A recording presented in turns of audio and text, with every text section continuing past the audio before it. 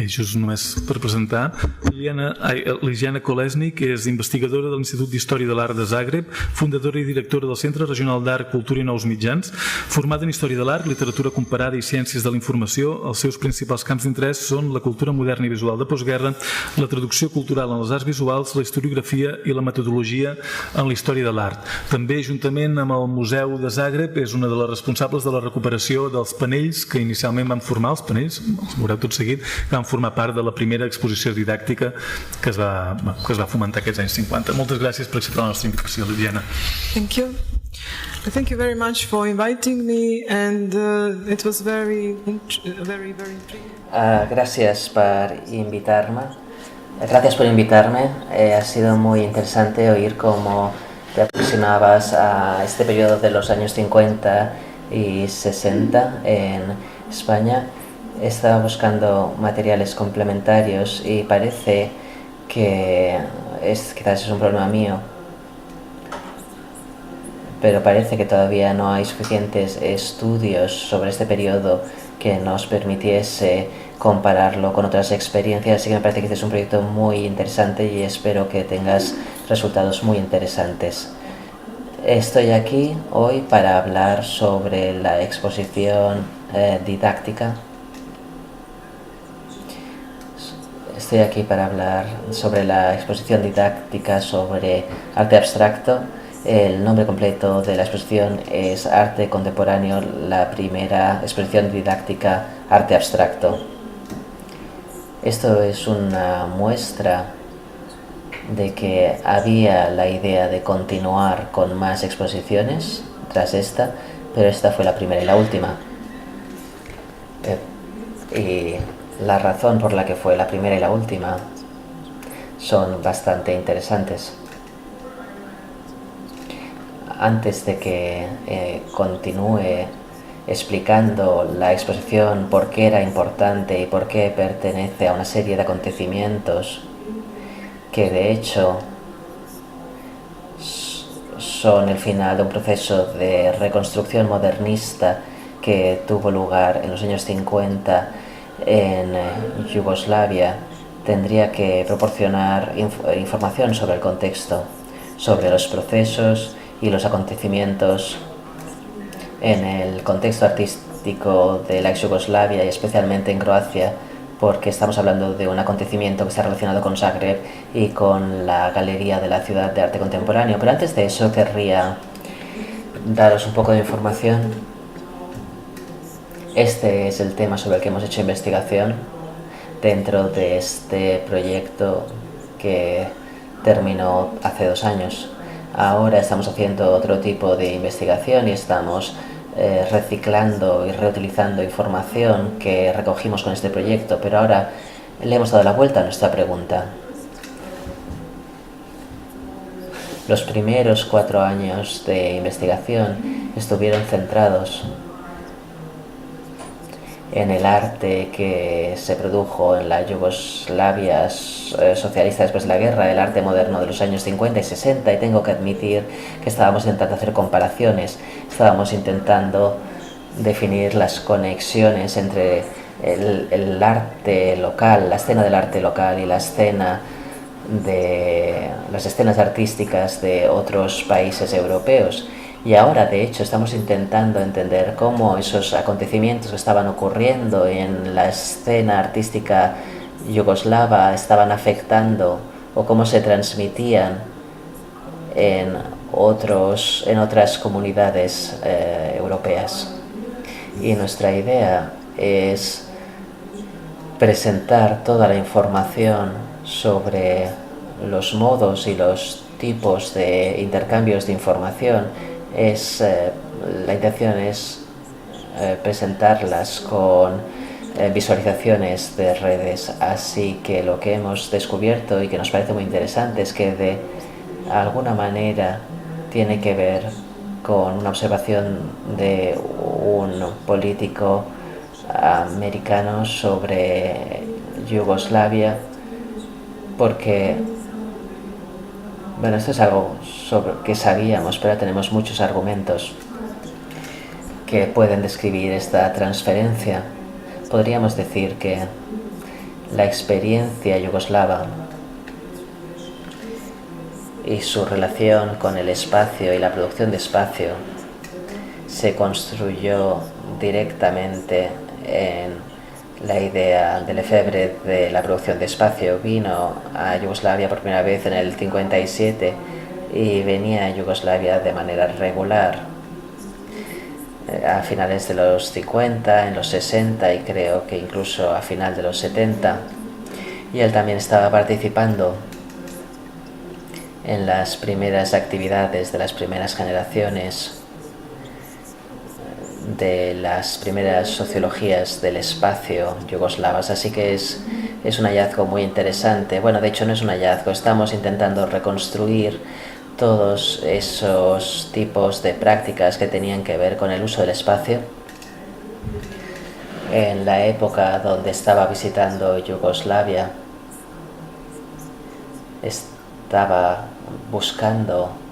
estaba llegando a algunas de sus conclusiones y explicaciones más importantes sobre el espacio. Esto es una de las cosas que estamos intentando hacer. Otro ejemplo sería la conexión entre los arquitectos croatas y el CIM, la organización que se utilizó para construir arquitectura alternativa y redes urbanistas alternativas en países del tercer mundo, con arquitectos y urbanistas yugoslavos, pero también se hizo en Francia y en Alemania. Así que cuando empiezas a tratar estos materiales desde el punto de vista del trabajo en red, las cosas parecen muy diferentes. Y la historia que emerge es también, bueno, la historia tradicional ya no es tan convincente porque hay una negociación constante entre las fronteras, las limitaciones y las formas de comunicación. Y hay algunas cosas hay unas maneras de negociar muy ingeniosas, maneras de abrir los espacios de libertad que no esperarías normalmente. Esto es una cosa. La segunda, creo que es algo que no se ha mencionado aquí. En el 48, cuando el Partido Comunista, uno de los principales ideólogos del Partido Comunista, dijo en un encuentro del Comité Científico del Instituto Científico Yugoslavo que el partido había decidido retirarse de los ámbitos de la ciencia y del arte. Y esto suena como otra afirmación que se dice por razones propagandísticas, no porque el partido que lo dice realmente lo apoya, pero si realmente haces investigación en los archivos y a los que no hemos tenido acceso durante mucho tiempo, pero ahora podemos acceder a casi todos estos archivos, y podemos ver que en muchos casos el Estado realmente apoyaba lo que se dijo, y el campo de la producción visual y artística era el área con menos interferencia por parte de la política, por parte del gobierno. Una de las particularidades y de las especificidades de la experiencia yugoslava es que había una relación muy sensible y compleja entre los artistas modernos y el Estado, donde los artistas modernos de alguna manera permiten al Estado que usen su arte o que los representen en la escena artística internacional utilizando su arte. Y creo que hay una explicación para esto. Igual suena algo inocente, pero después de hablar con muchos artistas que trabajaron en esa época de los años 60, una de las diferencias más importantes entre Yugoslavia y otros países del bloque de los países del este es que en Yugoslavia el socialismo era una decisión ética y personal, y la mayor parte de la élite cultural que también estaba participando en la lucha de liberación nacional contra el fascismo. Vamos a ir un poco hacia atrás en la historia, y cuando examinamos la historia, cuando observamos el mapa de Europa durante la Segunda Guerra Mundial, la única parte liberada de Europa, bueno, iba cambiando, ¿no?, desde el 41 hasta el 45, pero realmente había una rebelión en masa contra el fascismo en el espacio geográfico de la ex Yugoslavia. Y una cosa que es muy importante para entender Yugoslavia es una especie de orgullo del pueblo yugoslavio, porque ganaron la batalla contra el fascismo. No fueron liberados por nadie, nadie los liberó. El ejército soviético solo liberó una parte muy pequeña del nordeste de Yugoslavia, Baranja, pero el resto de Yugoslavia fue liberado por el propio pueblo yugoslavo. Los partisanos yugoslavios ayudaron a los eslovenos también para que luchasen contra el nazismo. Podemos decir que existía ese tipo de orgullo, y el socialismo como opción personal es quizás un aspecto crítico en relación a la escena artística yugoslava después de la Segunda Guerra Mundial, y también sirvió como una especie de justificación para algunos movimientos del gobierno que los artistas no recibieron muy bien. Ya estoy pensando sobre la introducción del realismo socialista. Realmente era humillante, porque durante la Segunda Guerra Mundial había una práctica que era muy interesante. Cuando el ejército yugoslavo liberaba una parte importante del territorio, establecían producción artística. Así que había mucha producción artística durante la Segunda Guerra Mundial. Y podía transmitir los mismos mensajes ideológicos y servía a objetivos muy prácticos durante la guerra. Así que probó su potencial comunicativo. Y en el 46, cuando el realismo socialista se introdujo, no solo fue una ofensa para los artistas yugoslavos, sino que fue algo que fue muy difícil de justificar. Toda la situación solo duró 3 o 4 años, y hay una cita muy interesante de las memorias es un diario personal de Edo Mursic, que dice que sí, fue terrible, que era absurdo, pero si la revolución necesita que esperes para el momento donde sea posible hacer algo que signifique un desarrollo progresista del arte, entonces para él como comunista es una obligación esperar a ese momento. Y muchos trabajadores culturales de esta élite que he mencionado compartían la misma opinión. Pero lo que ocurrió durante el periodo del realismo socialista, que solo duró 3 años, es que no había exposiciones, solo hubo una exposición donde realmente pudieses ver producción artística, y era obligatorio participar si querías mantener tu estatus artístico. No hubo exposiciones individuales, así que la producción durante esos años fue muy, muy escasa. Fue un periodo que afectó el desarrollo del arte en Yugoslavia y resultó totalmente injustificado. La producción del arte durante ese periodo no debería tenerse en cuenta.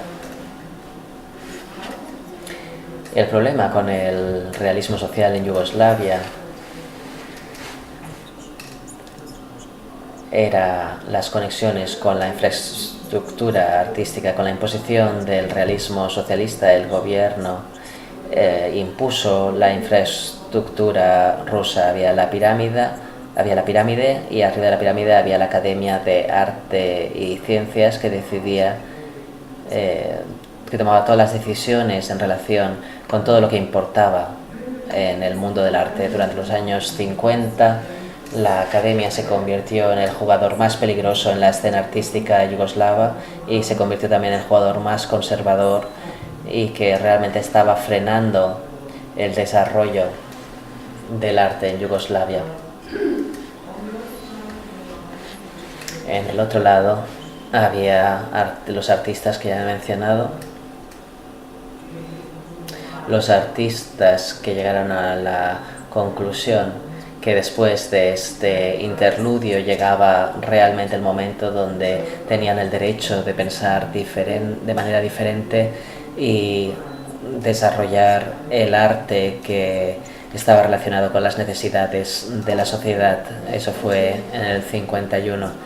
Pero toda la infraestructura institucional que se produjo en esos pocos años donde Yugoslavia estaba muy cerca a la Unión Soviética, tenían todo el poder, eran muy leales al gobierno y tenían mucho poder, así que la primera mitad de los años 50 fue un periodo donde hubo luchas y disputas muy fuertes sobre la posición de la abstracción dentro de la cultura socialista.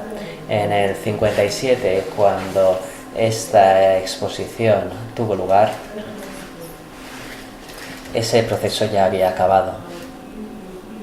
Había quedado claro en todas las comunidades de la ex Yugoslavia que el arte moderno, el arte abstracto, la abstracción geométrica, el dibujo abstracto se volvía algo aceptable no solo al nivel institucional de las políticas culturales del gobierno, sino también al nivel del público yugoslavo, el público de los museos y las galerías yugoslavas como la expresión más importante de una nueva sociedad. También en los museos de arte moderno, en aquel periodo desde el 50 hasta el 54, había la Galería de Arte de Rijeka que mi colega ha mencionado, pero también hubo la Galería de Split, de Dubrovnik y también el Museo de Zadar.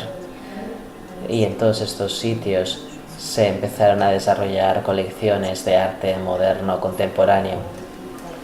Y también hubo políticas culturales a partir de mitad de los años 50 que promocionaban el desarrollo de colecciones de arte en museos locales, con colecciones acerca de la historia local y las costumbres locales. Pero, un segundo.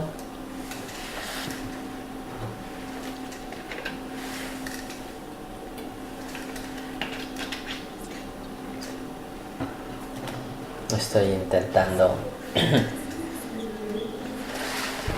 Esta es la situación. Este es un diagrama que describe la situación en la escena artística yugoslava o croata a mitad, entre el 53 y el 54. Así que tenemos las trazas del realismo socialista, los restos del realismo socialista que había ya llegado a las organizaciones institucionales. Luego había la semi-abstracción, que en el 56 y en el 57 esto inundó todas las galerías, todas las exposiciones, también la exposición anual de la Asociación de Artistas Yugoslavos, y se convirtió en algo totalmente mainstream. Luego hay un tipo específico de modernismo, de pintores que todavía estaban activos y que eran reticentes a explorar más allá de lo que hacían. Es la postura que mantuvieron en los 60 y en los 70, pero su opción poética es desproporcionada en relación con la posición de poder que tenían dentro de las instituciones.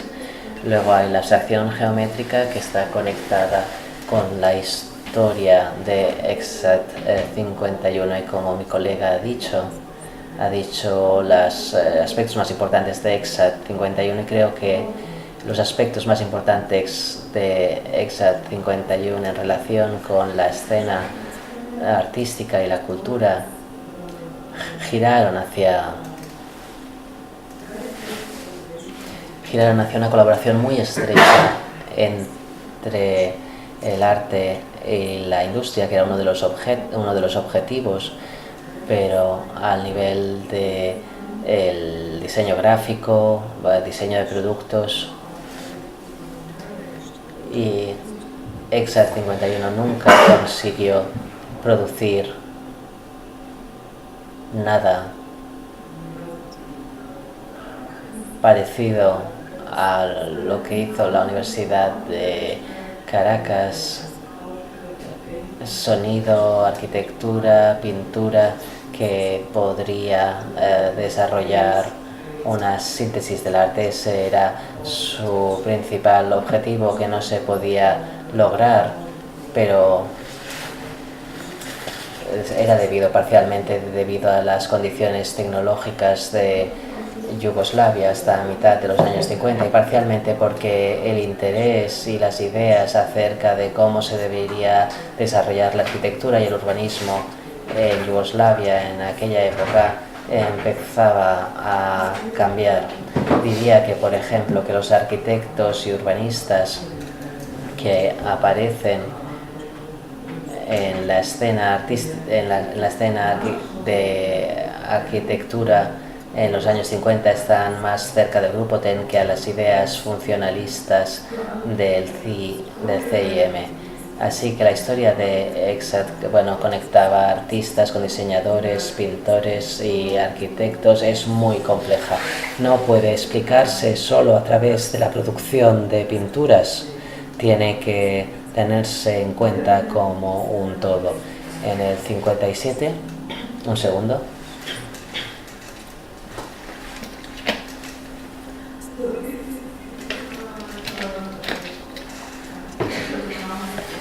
Estos son ejemplos típicos de la producción artística de Croacia en el 52 y 53. El primero es parte de una exposición de realismo existencialista.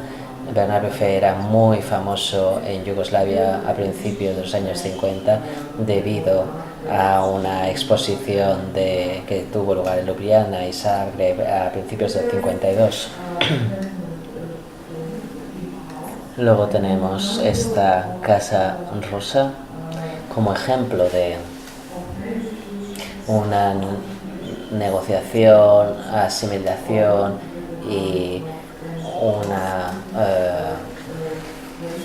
una reflexión sobre el arte que venía de París. Las palabras Picasso y Matisse no significaban nada en aquel momento y solo se introdujeron después de la guerra. Luego, este puente de Manhattan es uno de los principios de una serie de abstracciones de Edward Murtich, uno de los artistas más famosos. Es unos primeros pasos hasta la semi-abstracción y luego esta pintura del 52. Pero la producción de EXAT también es muy interesante y tiene referencias históricas muy complejas, desde Miró hasta el futurismo, el constructivismo, Bauhaus, y el origen del primer manifiesto también es bastante complejo porque está relacionado al manifiesto del grupo Sevo de los años 30 y muchos aspectos se toman de este manifiesto previo de los años 30. Y aquí tenemos años 56 y 57. trabajos como los de Mujic and Kulbers dominan la escena artística de Croacia. Se convierte en algo mainstream y lo que también resulta muy interesante es la vitalidad de la escena artística local, porque ya en el 59 tienes el grupo Gorgona que es una reacción directa a la expansión de la abstracción del gesto y que transforman este movimiento en un tipo de arte abstracto que representa a la sociedad yugoslava. Así que es una relación bastante dinámica. Tan pronto como algunas formas de arte entran en el mainstream, tienes una reacción.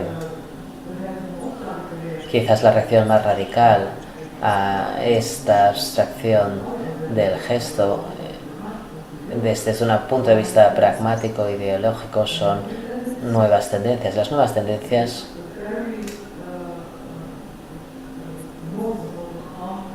creo que es el resultado más importante de las nuevas tendencias es un nuevo horizonte utópico en el arte, introduciendo ordenadores en la producción artística tan pronto como en los años 60. Estas cosas que he dicho, bueno, no me he preparado, no había preparado lo que he dicho, pero es una reacción a lo que has dicho, ha sido un poco como un desafío. Pero bueno, ahora voy a decir algo sobre la exposición en sí. Esta es la exposición didáctica. Se pensó al principio como una especie, como parte de la exposición que presentaba el trabajo del grupo Spas, el Pillet, Vasarely y Bloch, que fundó un grupo y que era amigo de los miembros de EXAD. Pero entonces tuvieron la idea de diseñar parte de la exposición de manera para proporcionar información a los visitantes sobre qué era la abstracción geométrica, cómo debían relacionarse con ella y para explicar cómo se había desarrollado a lo largo del tiempo y en la historia del arte moderno. Son ejemplos de los trabajos que se mostraron y diagramas de Pias. Varios trabajos independientes de Vasarely y también el álbum gráfico que hizo con Mottesen para la galería, para una galería un año antes, en el 56, cuando tuvieron una exposición conjunta. Así que las obras que se mostraron en el 56 y en el 57 eran muy contemporáneos, acababan de producirse, con la idea de ofrecer explicaciones básicas sobre la abstracción geométrica. Entonces tuvieron la idea de desarrollar esta idea dentro de la exposición para explicar qué es el arte moderno, para explicar qué era la abstracción moderna, cómo apareció, cómo se desarrolló y qué significa hoy en día y cuál es su función dentro de la escena artística internacional. En esta exposición hubo un equipo de 5 o 6 personas que desarrollaron 96 paneles que tenían 57 centímetros. La explicación era un collage de textos e imágenes. Los textos salían de libros, de revistas, algunos se mecanografiaron porque fueron traducidos de diferentes fuentes. También había algunos originales, por ejemplo había un panel donde explican Dada y donde habían invitaciones originales de acontecimientos Dada que tuvieron lugar en París en los años 20. Así que de alguna manera fue un poco improvisado, se hizo a medida. Y estos 92 paneles, después de que se mostrasen en Zagreb, empezaron a viajar por toda la antigua Yugoslavia y pasaron por 15 ciudades. Hay un mapa que mostraré. Este es el primer panel. La exposición fue inaugurada con la primera traducción del famoso diagrama al croata que tenemos aquí, y cuando comparas la idea y la imagen del arte moderno que proporciona esta exposición, se utilizó para establecer una especie de canon para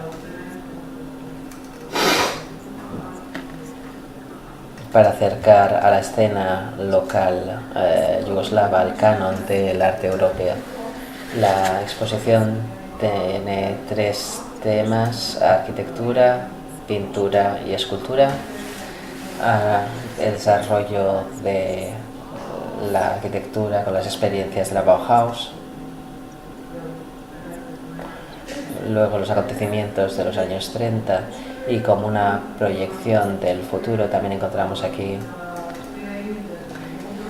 la afirmación que la arquitectura moderna debería transportar emociones para desarrollar y construir nuevas comunidades para compartir experiencias y emociones, que es una crítica de la arquitectura funcionalista.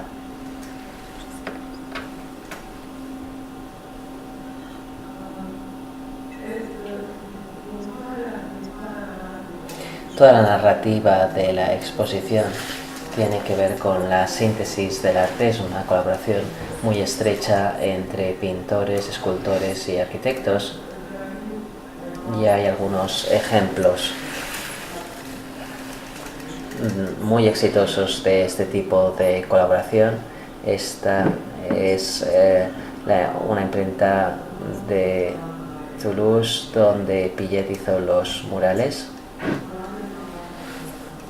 Y otro ejemplo fascinante es la Universidad de Caracas, donde hay el Kunstwerk que fue elaborado mediante la participación de varios artistas, arquitectos y escultores.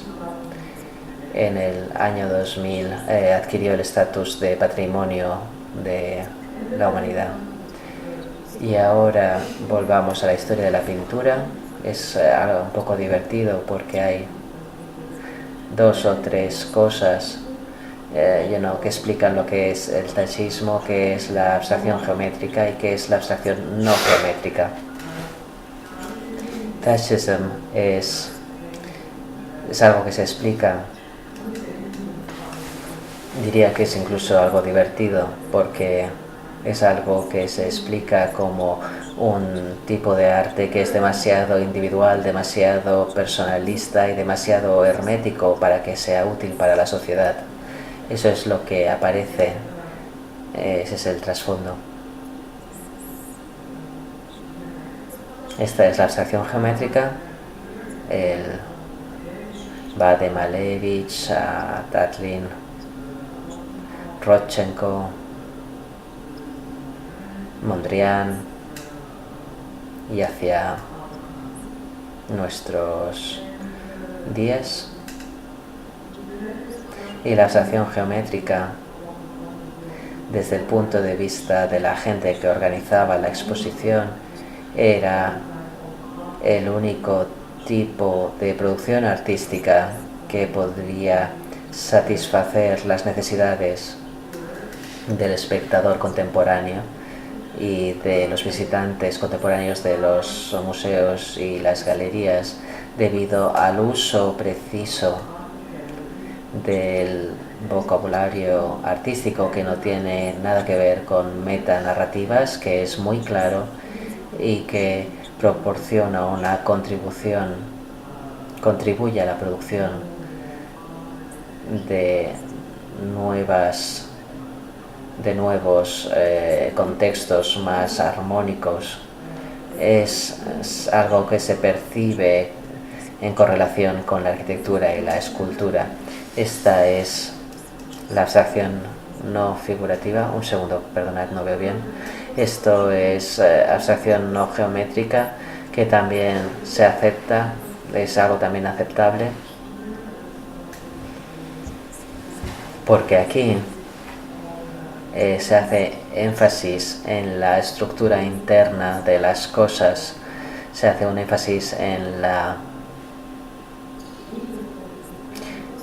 Hay un interés por la estructura interna de las cosas y los tipos de expresión que no tienen por qué romper totalmente sus relaciones con la realidad y la naturaleza, en la medida en que tenga interés en la estructura y las construcciones del mundo visible. Y las esculturas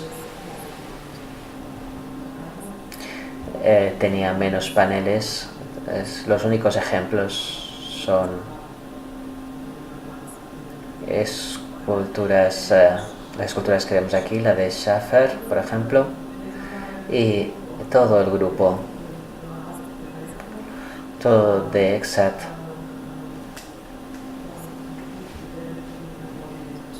se dedicaba casi por completo a hacer investigación sobre la escultura cinética. Y aquí hay la obra de Alexander Senetz, el miembro del grupo que obtendrá los mejores resultados en relación con esta investigación.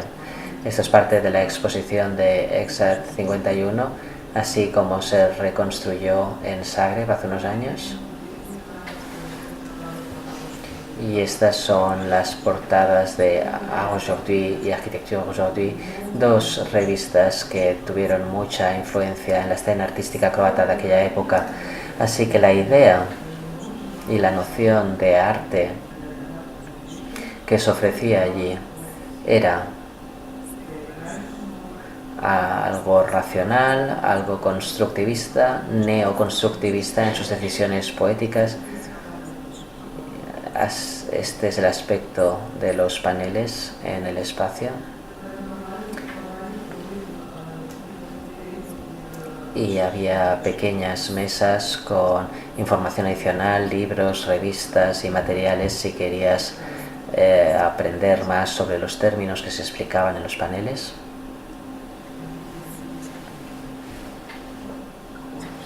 Y podrías incluso sentarte para contemplar. Y esta es la ruta de la exposición. Fue de Zagreb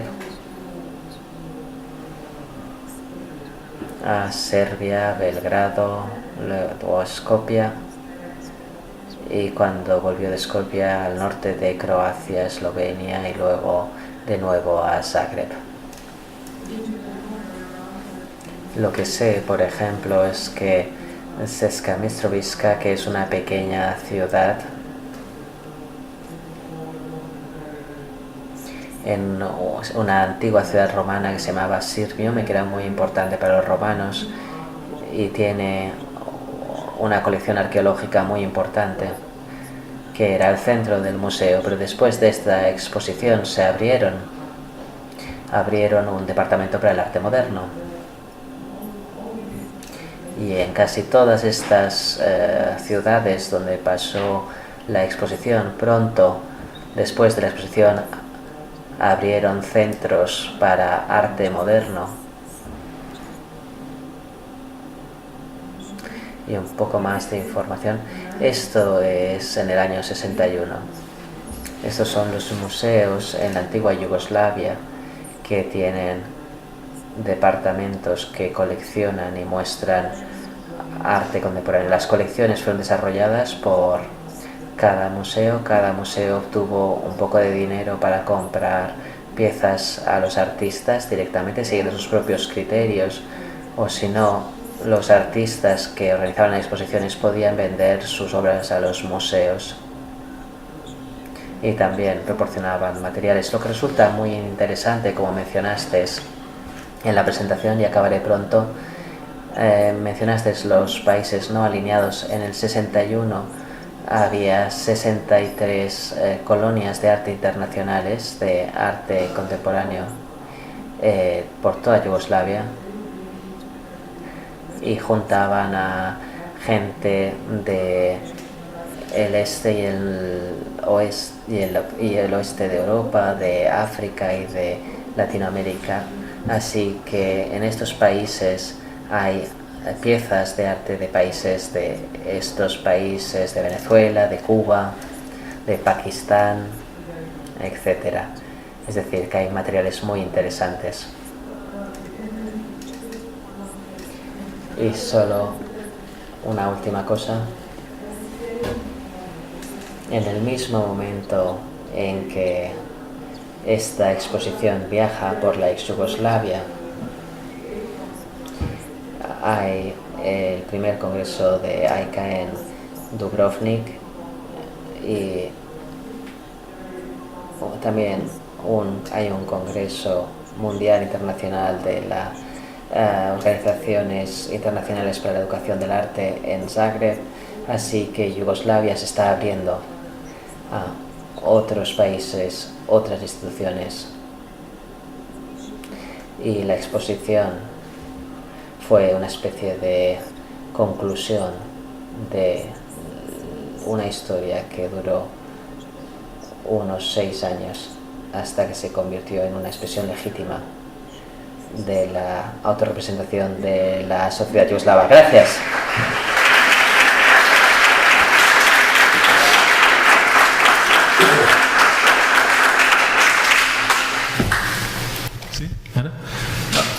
Moltes gràcies per la teva presentació, vull dir, ha estat una introducció extraordinària. Com que anem bastant bé de temps, de fet, podem aprofitar ara per si tenim preguntes o qüestions que vulguem comentar abans de continuar amb Andreja, que ens ensenyarà un altre cas d'estudi que hem estat treballant aquest temps. Per una banda, tinc una pregunta, una qüestió, o un parell. Per una banda, per exemple, m'ha sobtat... Em sents bé? Sí?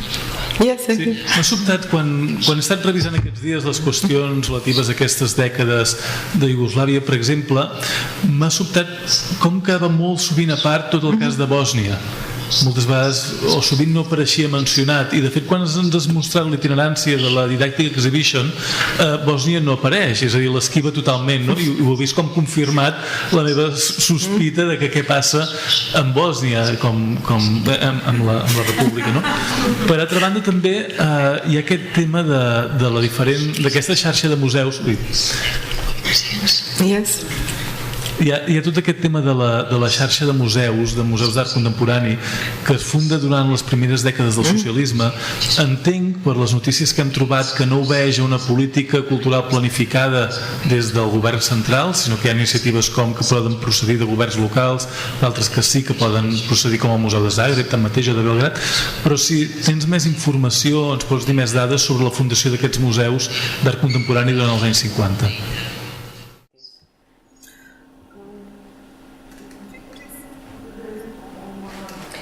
En los años 50 solo hay un museo y una institución que trabaja con el arte contemporáneo oficialmente, y es algo que se establece para que trate sobre el arte contemporáneo, y es la Galería de Arte Contemporáneo de Zagreb. Pero luego hay colecciones de arte o galerías de arte que se establecen para cuidar las colecciones de arte que ya existen de los años anteriores, pero todas ellas están utilizando los medios que obtienen de la comunidad local y de las repúblicas con diferentes fuentes para establecer colecciones de arte contemporáneo. Por ejemplo, en Yeka, después del 54, en el 56 organizan el siguiente salón, el segundo salón, y junto con los colegas de París presentan una visión sobre la escena artística francesa, y al año siguiente hay una negociación con Delany para hacer una retrospectiva en Yeka. Con esas conexiones y negociaciones con París, Boris Bosentin, que era el director del museo, trajo bastantes pinturas interesantes de pintores serbios a su colección en Rijeka. Así que es algo muy interesante. Estas redes que no eran oficiales y que incluían comisarios, críticos de arte y artistas, fueron la fuente de información más interesante para estas colecciones. No es la red de museos de arte contemporáneo, son las redes de museos locales que tienen departamentos de arte contemporáneo. Y el primer museo de arte contemporáneo se estableció en Belgrado en el 65. ¿Y cuál era la segunda pregunta? Bosnia, sí.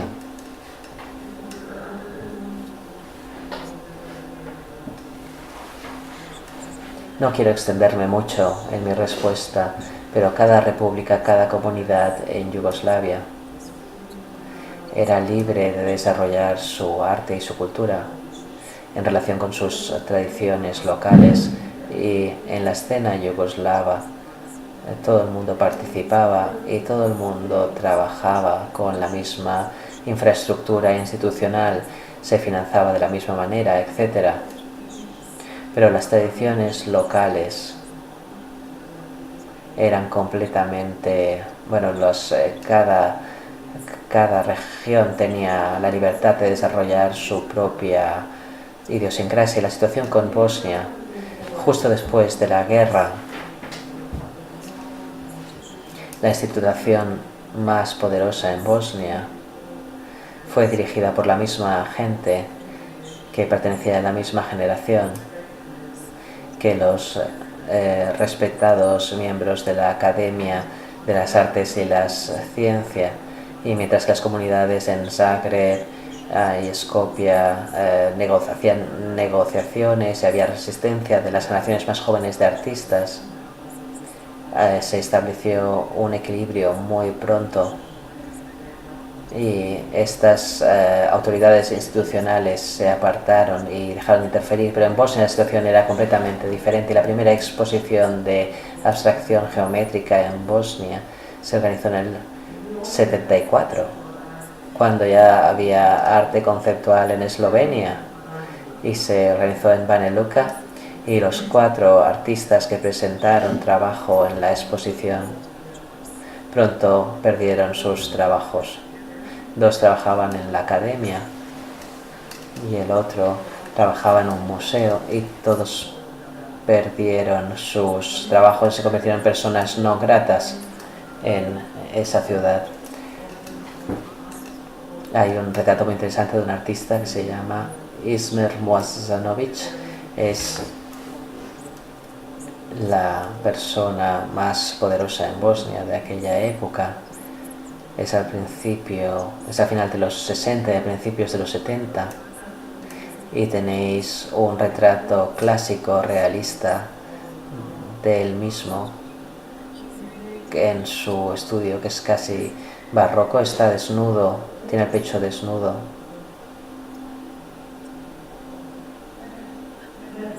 y lleva medallas. Lleva las medallas que consiguió durante la guerra, que ganó durante la guerra, las lleva. Son como broches, y él lleva el pecho desnudo y están clavadas en su pecho, y hay un poco de sangre que cae bajo estas medallas. Todos los otros elementos de esa pintura atestiguan su terrible decepción acerca del arte contemporáneo y de la situación de la cultura.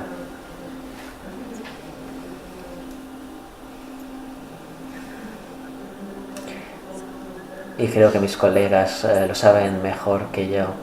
Los primeros signos de apertura de la escena artística en Bosnia tienen lugar a finales de los años 70, a principios de los 80. Con la exposición Yugoslav Documenta, que tuvo lugar en el 83 en Sarajevo, como una de las actividades que acompañaban los Juegos Olímpicos de Sarajevo. A partir de ese momento cambió la situación un poco. Macedonia es un poco diferente. Tiene un círculo muy importante de abstracción y después del terremoto que hubo en el 63 fue un terremoto que casi destruyó la ciudad y parte de la ciudad fue renovada. Después de Isotange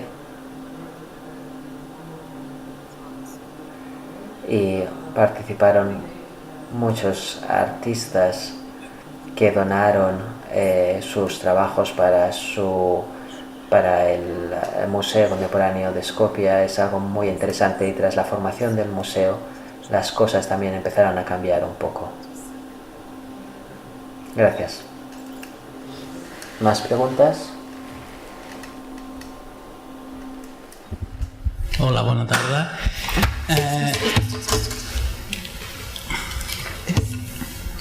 Mira, jo volia fer una reflexió entorn que m'ha semblat molt interessant als anys 30, als temps d'entreguerra, perquè jo crec que d'aquí neix una tradició, diguem-ne, cultural, un treball cultural d'identificar modernitat amb identitat nacional. Jo, com a arxiver de la Fira de Barcelona, a Iugoslàvia, la Fira Internacional del 29, es presenta amb un pavelló fantàstic. És un dels països, juntament amb Alemanya, que es presenta al món, es vol presentar la seva identitat a través de la modernitat. I penso que això lliga molt bé amb els anys posteriors a la Segona Guerra Mundial, és a dir, hi ha una tradició en aquest sentit. I la segona reflexió entorn a la cura que hem de tenir amb la paraula dictadura a Europa, no? Jo penso que la reflexió que has fet del que era la Iugoslàvia del 45, jo crec que forma part més d'un procés d'alliberament col·lectiu que diguem-ne que la dictadura que vam viure aquí des d'un cop d'estat. I per tant jo crec que bona part de la intel·lectualitat iugoslava i del poble iugoslau jo penso que va voler participar d'un procés d'alliberament. I per tant la identitat o la sensació de dictadura crec que sobretot a Iugoslàvia es pot aplicar a partir del xoc amb els finals dels anys 60, amb la revolució del 68. Igual que entra en crisi la democràcia autogestionària, diguem-ne, iugoslava, també entra en crisi la democràcia occidental. Penso que són processos molt diferents que quan diem dictadura de Franco, dictadura iugoslava, penso que hem d'esfilar molt prim en aquest sentit.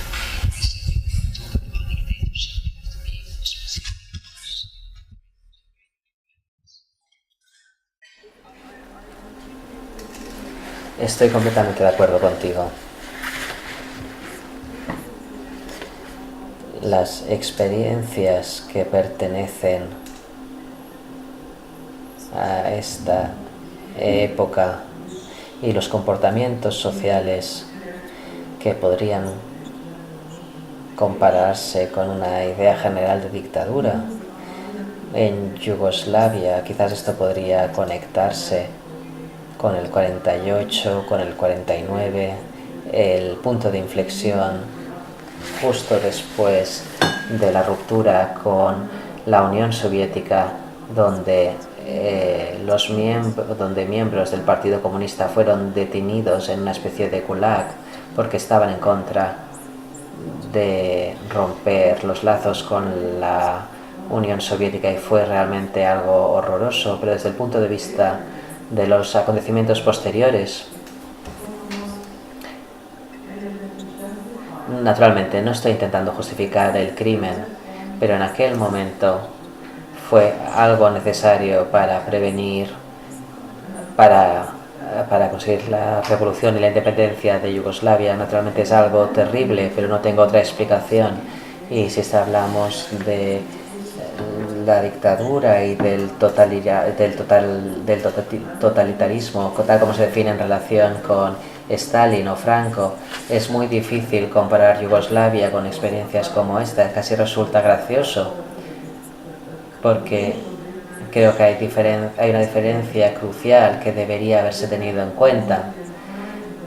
Tenías casi a toda la élite intelectual que había escogido el socialismo como su proyecto personal y colectivo.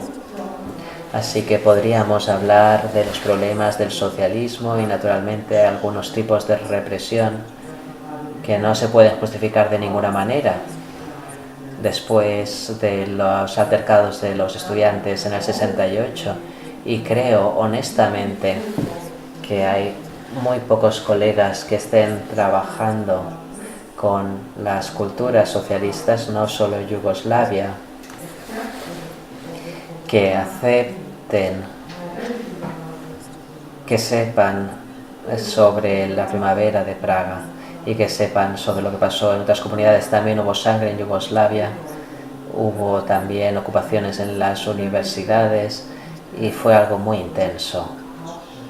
Fue un acontecimiento muy intenso políticamente y culturalmente. Así que lo que ocurrió después del 68 se parece de alguna manera a las características que se relacionarían con los regímenes totalitarios,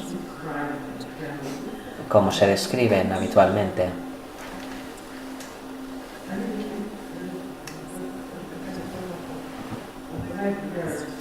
Creo que el término años de plomo podría aplicarse a lo que pasa entre finales de los 60 y el 74, pero hablar de dictadura, yo tendría mucho cuidado en el caso de Yugoslavia, pero bueno, hay muchos colegas aquí que podrían estar en desacuerdo, pero esta es mi posición.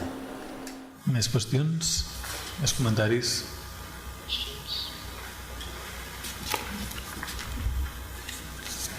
D'acord, doncs podem continuar amb la ponència. Moltes gràcies, Ligiana, per la teva aportació.